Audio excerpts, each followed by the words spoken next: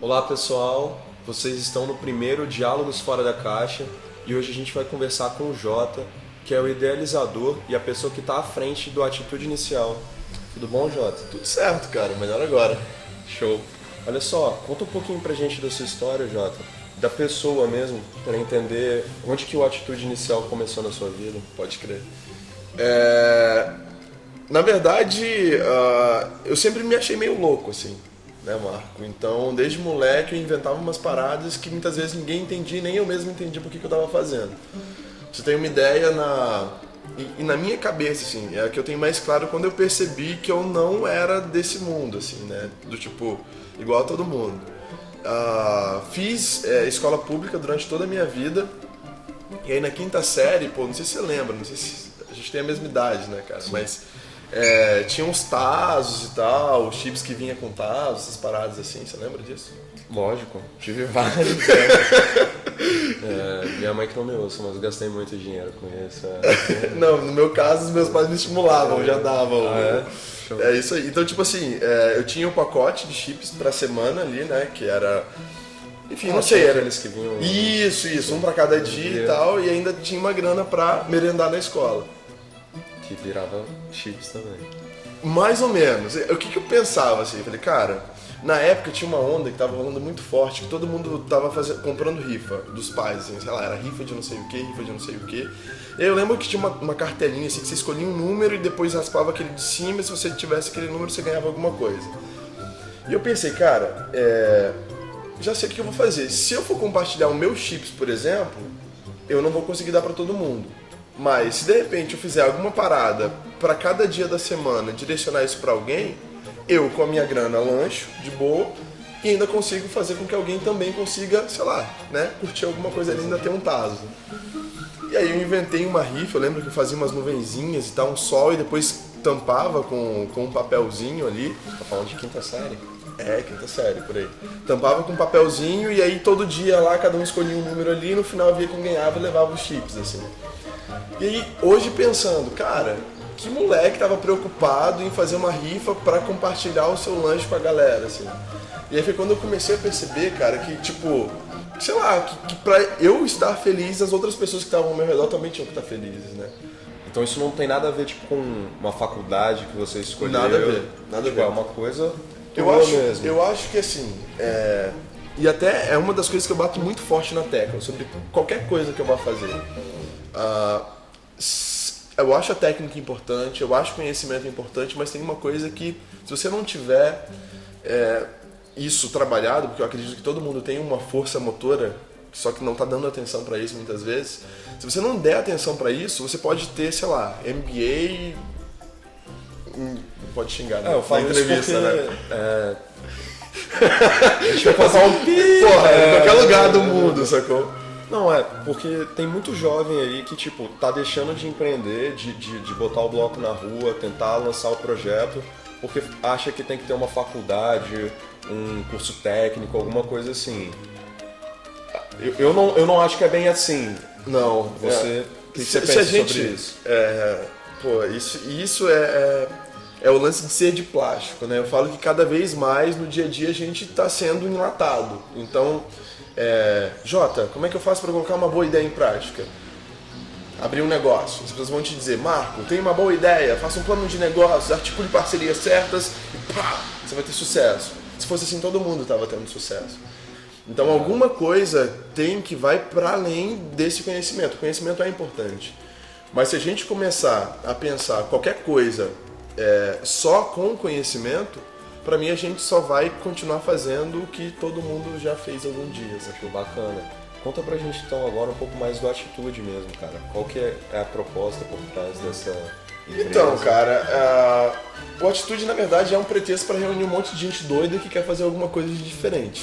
Se a gente não parar para prestar atenção nesses pequenos detalhes, que é a maneira como você lida com a mulher do telemarketing, a maneira como você, sei lá, trabalha, porque você passa uma boa parte da sua vida trabalhando. Então, se você não fizer disso algo prazeroso, você trabalhar 30 dias para ter felicidade em um dia, bom, pode até ter gente que concorda com isso, mas pra mim não é a lógica, sabe? A felicidade tem que estar no caminho. E onde que o Atitude entra nessa história? De olhar para os outros? O Atitude entra nessa história quando ele passa a ser um espaço em que as pessoas que têm, sei lá, você tem uma ideia para fazer alguma coisa de bem pro outro e não sabe por onde começar, sei lá. Não sei onde tem gente, não sei se a minha ideia é boa, não sei como colocar tudo isso em prática. Então a gente costuma dizer que o Atitude ele é uma ponte, cara. Ele é uma ponte entre uma ideia e uma realização, é uma ponte entre uma necessidade da sociedade e uma possível solução para aquela necessidade. Então a Atitude é exatamente esse link para fazer com que pessoas se conectem e a partir dessas conexões outras coisas boas saiam disso, sabe? Jota, o Atitude ele trabalha através de ações. Conta pra gente um pouco mais sobre essas ações, como que elas funcionam. Então, são ações e projetos, né? Porque algumas coisas são pontuais e algumas coisas a gente pensa com mais continuidade.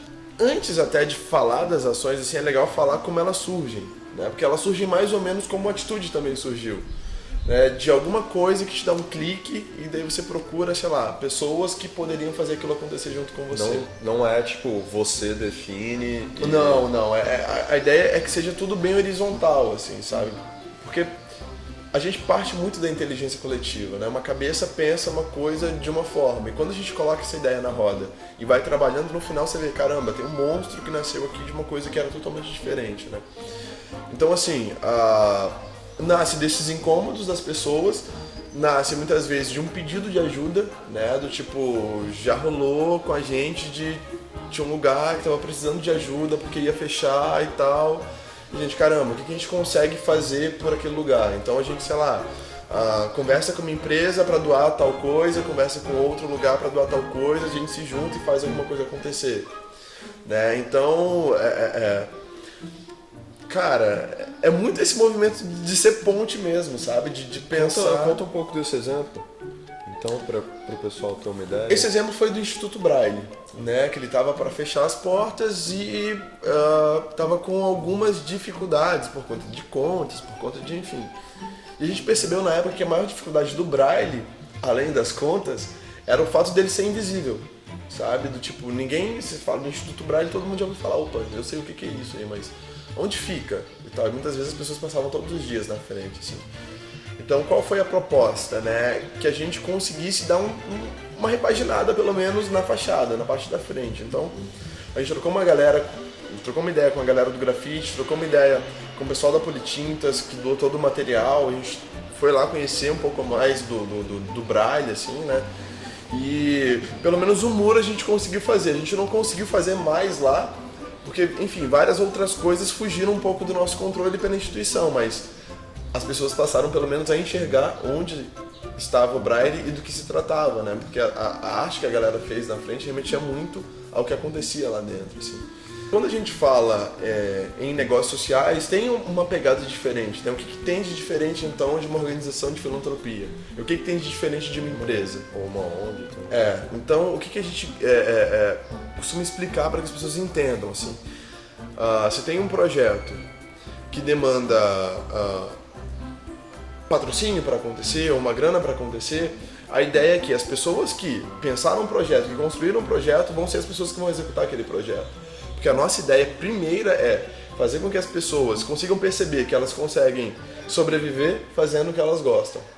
E mais que isso, assim, né, o que diferencia o Atitude de uma organização do segundo setor, que é uma empresa, e de uma organização do terceiro setor, que são as ONGs, enfim, fundações e tal. É que na nossa linha de pensamento, a gente utiliza da visão dessas causas do terceiro setor, que é de defender, que é de mudar alguma coisa na sociedade, com o pensamento do segundo setor, que é de gerar uma renda a partir dessas execuções. Então, por exemplo, dentro da Atitude, a gente tem como objetivo, por exemplo, a criação de produtos que são relativos às nossas causas. Então, a partir disso, a gente tem, por exemplo, a entrada de verba, a criação de projetos que resolvem problemas e a busca de parcerias para isso. Então, assim, a ideia é que a gente consiga juntar essas duas vertentes aí para fazer coisas acontecerem. Me conta uma coisa, o Atitude ele é muito sobre olhar para o futuro, né? Pensar no futuro melhor de preferência. Como que você está vendo o futuro do Atitude hoje? tem a parte romântica e tem a parte que não é romântica, né? Eu acho uma coisa muito legal da gente sempre falar das duas partes, porque parece que é sempre tudo muito lindo, né? Lógico. Do tipo, vou mudar o mundo e tal, e chega no final do mês, não tem dinheiro pra pagar a conta, e aí onde fica mudar o mundo, né? Eu vejo, cara, como algo que... eu acho que a gente já construiu uma história até hoje, né? A gente não tem como falar do futuro e do presente a gente não olhar pro passado. Tem Assim. Altitude? O Altitude tem 2 anos. Tempinho, Né? Então, assim, falando com você, passa um filmezinho de tudo que a gente já fez, assim. Né? Passa um filmezinho de todas as pessoas que já passaram pelo nosso caminho e tal. E também gera uma expectativa para todo mundo que ainda vai passar. Então, do ponto de vista enquanto filosofia, do ponto de vista enquanto sustentabilidade, é muito tranquilo pensar que o Atitude hoje, que já tem um tamanho médio, porque a gente começou numa salinha de escritório e agora a gente já está numa casa e a ideia é que a gente continue sempre crescendo. E não crescendo enquanto estrutura só, né? Mas crescendo enquanto filosofia, amadurecimento, engajamento, sabe? Acho que esse até é o mais forte do que a estrutura. Se a gente não tivesse uma estrutura, talvez a gente conseguiria mobilizar tanto quanto. Mas... Bacana. Uma coisa que eu até já vim pensando nessa pergunta, assim, queria saber a sua opinião.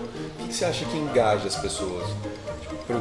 Porque você não paga ninguém para participar das ações e ainda assim uma galera muito boa vem, participa e faz acontecer. O que você acha que traz elas para cá? Cara, eu acho que é a mesma coisa que conecta todo mundo. Você, para se conectar com sua namorada, você enxerga pontos em comum com ela que você de repente fala, caramba, por que eu quero ir no cinema com ela? E por que ela quer ir no cinema contigo? Porque alguma coisa em comum os dois querem, sabe? E com a Atitude é a mesma coisa. Eu acho que a gente, primeiro, abre um espaço para que as pessoas possam ser quem elas são, dizer o que elas pensam, sem que elas sejam julgadas, sem que elas sejam, sei lá, sofram nenhum tipo de sei lá, preconceito ou, enfim. Então eu acho que o que conecta, cara, é pensar do tipo, caramba, é uma galera que pensa coisas parecidas com o que eu penso e que eu nunca tinha parado pra ou colocar em prática alguma ideia ou nunca tinha enxergado um espaço para compartilhar essas minhas vontades, assim. Então o que eu acho que junta todo mundo, que sei lá, a gente tem pessoas de outros estados que nunca nem viram na prática alguma coisa nossa acontecendo. Mas olha a filosofia, olha a energia, porque eu acredito muito nisso, assim, sabe? Que a energia ela é capaz de movimentar as pessoas e unir as pessoas, sabe? É aquele que diz assim, o santo não bate. O santo não bate ou o santo bate. Né? No nosso caso, eu acho que o santo bate Tem muito. batido com muita gente, legal. Jota, como eu te falei, nosso público-alvo são os jovens. E hoje tem muito jovem que está olhando para essa área de empreendedorismo social, que quer fazer alguma coisa, quer fazer acontecer, estando na faculdade, na escola, ensino médio, ensino técnico, enfim, ou fora disso tudo. O que você daria de dica, quais caminhos ele pode seguir para tentar fazer alguma coisa parecida com a Atitude, ou ainda que diferente, mas alguma coisa nessa área? Cara, tem uma coisa que eu não diria nem só para essa galera que quer fazer alguma coisa com empreendedorismo social, enfim, que é um exercício árduo pra mim, antes de começar qualquer ideia, você tirar seu ego de campo, assim, sabe? Você começar a trabalhar isso dentro de você, que muitas vezes você vai achar que tem uma boa ideia e não tem uma boa ideia, e você precisa ouvir os outros e trocar com essas pessoas pra, enfim, amadurecer aquilo que você tá pensando. E, enfim, o primeiro passo seria esse, né? Não gosto muito dos passos porque parece uma receitinha de bolo, né? Mas, cara, tirando o ego da frente, eu diria para essa pessoa seguir o coração dela, sabe? Porque, como eu tava dizendo, todo mundo tem uma história e todo mundo tem as suas indignações. E pra mim, boa parte das ideias nascem de uma indignação, como alguma coisa. Né? Então, o que eu vou fazer com isso que eu estou sentindo agora? Eu vou transformar num negócio, vou transformar num projeto, vou transformar, sei lá, em nada, só numa postagem no Facebook? As pessoas podem fazer o que elas quiserem, mas para quem quer fazer alguma coisa, mais importante de tudo, e a academia que me perdoe, é tirar a bunda da cadeira. Né? Um dos primeiros passos para fazer a coisa começar a acontecer. Seja tirar a bunda da cadeira pra conversar com outras pessoas e descobrir se aquilo é maneiro ou não é, ou tirar a bunda da cadeira já pra colocar em prática. Porque muitas vezes também, Marco, a gente não consegue fazer as pessoas entenderem a nossa ideia. A gente pode contar pra 10 pessoas e elas vão dizer assim, ah, não sei e tal. Mas tem alguma coisa lá dentro te dizendo assim, cara, tirando o ego, tá? Não do tipo assim, eu sou bom, então vou fazer porque eu sou bom. Mas quando a ideia é boa, alguma coisa não te deixa dormir à noite. Se uma ideia, ela tira seu sono à noite, se uma ideia, pelo menos o olho de uma pessoa precisa brilhar, que é o seu, né? E o teste passa a acontecer quando você consegue fazer o olho de outras pessoas brilharem, porque ninguém faz nada sozinho. Então, assim, é esse movimento de tirar a bunda da cadeira e tentar se conhecer, conhecer a sua ideia e fazer com que outras pessoas consigam sentir aquilo que você está sentindo quando você pensa ela de noite antes de dormir. Beleza. Jota, obrigado. Valeu, Esse cara. foi o primeiro Diálogos Fora da Caixa. Eu quero que você continue acompanhando o canal. A ideia é continuar discutindo com gente bacana, gente boa como o Jota, e incentivar você que de repente está com algum projeto na gaveta, está com um sonho parado. Cara, vai atrás, faz acontecer. Vira mesa.